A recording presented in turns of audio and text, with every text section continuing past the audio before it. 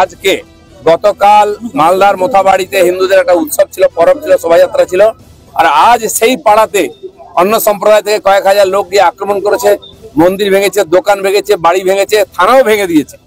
এই যদি পরিস্থিতি হয় তাহলে হিন্দুরা উৎসব পালন কি করে করবে? আর পুলিশ, এই পার্টির প্রশাসন হিন্দুদের সহযোগিতা করবে না।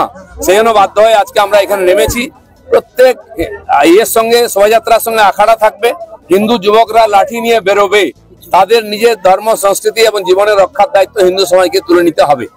আর যেখানে পুলিশ বাধা দেবে সেই শোভাযাত্রা নিয়ে থানায় গিয়ে থানা ঘেরাও করতে হবে। রামনবমীতে 1 কোটি হিন্দুদের পথে নামাবে এমনটাই টার্গেট। 1 কোটির বেশি হিন্দু নামবে। যে পরিস্থিতি হচ্ছে, হিন্দুরা আজকে চাইছে রাস্তায় নেমে প্রতিবাদ করতে। রামনবমীর যে শোভাযাত্রা উৎসব, সেটা তাদের কাছে বড় সুযোগ। এখানকার লক্ষ লক্ষ কোটি কোটি হিন্দু আর পূর্ণ কুম্ভতে গেছেন, মহাকুম্ভতে স্নান করে এসেছেন তারা। আজ পশ্চিমবাংলায় হিন্দু বিপন্ন, বাংলাদেশের তো খারাপ অবস্থায় আছে। তাই রামনবমীকে তারা শক্তি প্রদর্শনের উৎসব হিসাবে দেখাবেন। পুলিশের সঙ্গে আমরা লড়বো, গুন্ডাদের সঙ্গে লড়বো। কারণ এখানকার পশ্চিমবাংলার এই যে সরকার চলছে কেবল গুন্ডা আর পুলিশের জোরে। সেজন্য এখানকার সমাজ নিজের ধর্ম রক্ষা করার জন্য তাকে লড়াই করতে হবে। সে যে সামনে আসবে তার সঙ্গে লড়তে আমরা রাজি। অর্জুন সিং এর বাড়িতে গতকাল হামলা হলো, তার বাড়িতেই পুলিশ গেছে, বিরোধী শূন্য করতে চাইছে। আজ নয়, অর্জুন সিংকে টার্গেট অনেকদিন করেছে, যেদিন থেকে বিজেপিতে এসছে। আর সেই জন্য তাকে যে কোনো ভাবে শেষ করার চক্রান্ত চলছে। এই রামনবমীতে পুতনাবাদ অথবা শূর্পণখার বধ, আপনাদের কোনো প্ল্যান আছে? কোনো প্ল্যান নেই। যে ধর্মের বিরুদ্ধে আসবে, হিন্দুর বিরুদ্ধে সব যাবে। এই রামনবমী দাদা যেটা বলছি, আপনি কোথায় থাকবেন এবং কি আপনার কর্মসূচি? আমি প্রত্যেক বছর খড়গপুরে থাকি। এখানে সন্ধ্যায় আখড়া বেরোবে। অলরেডি আখড়ার ওখানে গিয়ে অনেকে ধমকি দিচ্ছি যাতে না বেরোয়।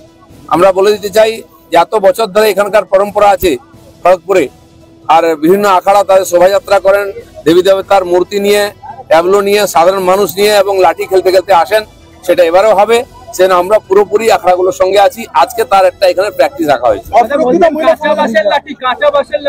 কাঁচা পাকা সব পাওয়া যাবে, স্টিলেরও পাওয়া যাবে। যা দরকার সব সৌর্য প্রদর্শনের জন্য আমরা নিয়ে আসবো। চলুন আগে মিষ্টি খাওয়া, তো বাড়ি যাও। হ্যাঁ, বিরোধী কেউ নেই দলের মধ্যে, কি কারণে হঠাৎ করে এই পোস্ট? পার্টির মধ্যে কিছু সমস্যা দেখা দিচ্ছে, কেউ উৎপাত করার চেষ্টা করছে, বিশৃঙ্খলা করা হচ্ছে, সেই জন্য তাদেরকে সাবধান করা হচ্ছে। হয়ে গেছে। জয় শ্রীরাম। আজকে খড়গপুরে লাঠি হাতে দেখা গেল, কি বলবেন? তাহলে সব ধরবো আমরা সমাজের স্বার্থে। কাটারি প্রত্যেক বাড়িতে থাকে। দিলীপ ঘোষের হাতে হলে এত ভয় কেন? এত কাপুরুষ হয়ে গেছে আমাদের সমাজ। কাটারি হজম করতে পারছে না। কাল আজ তো গদা বেরোলো, কালকে অন্য কিছু বেরোবে। আমাদের সুরক্ষার জন্য আমরা সবকিছু প্রয়োগ করবো, আইনকে মানছি। মহিলা সমাজের উদ্যোগে কলকাতার ভিআইপি রোডে জুড়ে পড়লো পোস্টার, মহিলারা বাংলাকে সুরক্ষিত করে 2026-এ বাংলার মুখ্য চরিত্রে নারী শক্তির রক্ষা কবচ অগ্নিমিত্রাকে চাই, এমনটাই পোস্টার। ঠিক আছে, আজকে মহিলাদের উপর যে ধরনের অত্যাচার হচ্ছে, নাবালিগ মেয়েরা গর্ভবতী হয়ে গেছে কয়েক হাজার। এই শিশু কমিশন কোথায়? সরকার কোথায়? আমাদের চিন্তা হচ্ছে 12-14 বছরের মেয়েরা সুরক্ষিত নয়, রাস্তায় বেরোবে না, স্কুল কলেজ যাবে না, হসপিটালে ডাক্তার গেলে সে বাড়ি ফিরে এসে না। আর সুনিতা উইলিয়াম গিয়ে মহাকাশ থেকে ফিরে এলো। পশ্চিমবাংলায় একজন মেয়ে ডিউটি গেলে ফিরে আসতে পারে না, স্কুল গেলে ফিরে আসতে পারে না, তার কোনো সুরক্ষা নেই। এই জন্য আজকে রাস্তায় হিন্দু সমাজকে নামতে হবে, মাটি, এখানকার মূর্তি, ধর্ম রক্ষার জন্য। চলুন।